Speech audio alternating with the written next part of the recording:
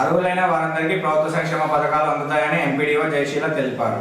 బోయినపల్లి మండలంలోని దేశాయిపల్లి, కొత్తపేట, రత్నంపేట, రామన్నపేట, గుండనపల్లి, మార్లపేటలో ఇందిరమ్మ గ్రామ సభలు నిర్వహించారు. ఈ రోజు నుండి 4 రోజుల పాటు మండలంలోని 23 గ్రామాల్లో ఇందిరమ్మ ఇండ్లు, రైతు భరోసా లబ్ధిదారుల ఎంపిక కోసం జిల్లా కలెక్టర్ ఆదేశాల మేరకు గ్రామ సభలు నిర్వహిస్తున్నట్లు ఎంపీడీఓ జయశీల తెలిపారు. 4 పథకాల లబ్ధిదారుల పేర్లను సభలో చదివి వినిపించగా పేర్లు రాని లబ్ధిదారులు గ్రామ పంచాయతీలో మళ్లీ దరఖాస్తులు చేసుకున్నారు. ఈ సందర్భంగా ఎంపీడీఓ జయశీల మాట్లాడుతూ ప్రభుత్వం ఈ నెల 26న నూతనంగా అమలు చేయబోతున్న 4 సంక్షేమ పథకాల అర్హులైన లబ్ధిదారులను పారదర్శకంగా ఎంపిక చేయడం జరిగిందన్నారు. రేషన్ కార్డు, ఇందిరమ్మ ఇండ్లు రాని లబ్ధిదారులు మళ్లీ గ్రామ పంచాయతీలో అప్లై చేసుకోవాలన్నారు. ఇందిరమ్మ ఆత్మీయ భరోసా మార్గదర్శకాల ప్రకారం లబ్ధిదారులను ఎంపిక చేసి గ్రామాల్లో లిస్టు విడుదల చేశామన్నారు.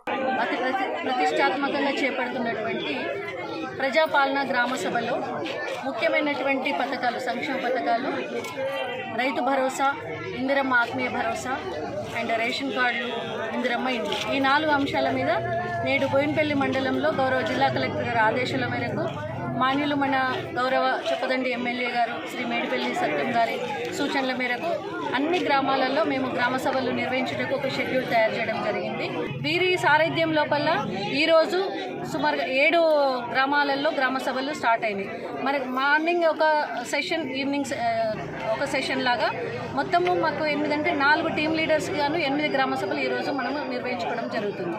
ఈ గ్రామ సభల్లో నేడు కొత్తపేట గ్రామ పంచాయతీ ఆధ్వర్యంలో నిర్వహిస్తున్నటువంటి గ్రామ సభల్లో ప్రజలు, యువకులు, మీన్స్ అంటే వృద్ధులు, గ్రామ పెద్దలు, మహిళామణులు అండ్ బెనిఫిషరీస్ కూడా చాలా పెద్ద సంఖ్యలో పాల్గొనడం జరిగింది. దాదాపు సుమారుగా ఒక 300 మంది ఇక్కడ హాజరై వారి యొక్క అంటే మన ప్రభుత్వం చేపడుతున్నటువంటి సంక్షేమ పథకాల పట్ల ఆసక్తితోని వచ్చి నిజంగా అంటే ఇది అర్హులైన వారి జాబితాను ఏ విధంగా చేద్దామని ఈ గ్రామ పంచాయతీ ఒక ప్రాథమిక ప్రభుత్వంగా, స్థానిక ప్రభుత్వంగా వాళ్ళు గ్రహించి ఇక్కడే ఒక న్యాయమైనటువంటి నివేదిక మనం తయారు చేసుకుందామని అందరూ కూడా ఉత్సాహంతో పాల్గొనడం జరిగింది.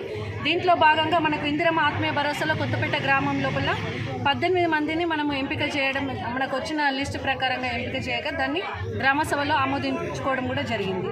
అదేవిధంగా రైతు భరోసాలో 13 మందిని ఎంపిక చేసి మనకు నివేదిక రావడంతో దాంట్లో మనకు ఒక ఎక్స్టెంట్లో అబ్జెక్షన్ చేయడం జరిగింది. అది కూడా మనకి ఎవరంటే దేవనపల్లి జంపయ్య అనేది 24 గుంటలు కాదు, మాకు ఇంకా కొంత తక్కువ ఉంటుంది అని చెప్పేసి చెప్పడం జరిగింది.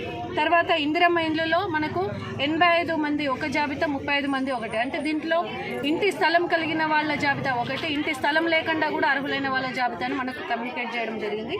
ఒక్కొక్క లబ్ధిదారుడి పేరును, వాళ్ళ ఇంటి స్థితిని కూడా మనము ఇక్కడ గ్రామ సభల్లో వ్యక్తుల వారీగా, లబ్ధిదారుల వారీగా మేము చదివి వినిపించడము, ఒక్కొక్కరిది అభ్యంతరం ఏదైనా ఉంటే అప్పుడే మేము నోట్ చేసుకోవడం కూడా జరిగింది.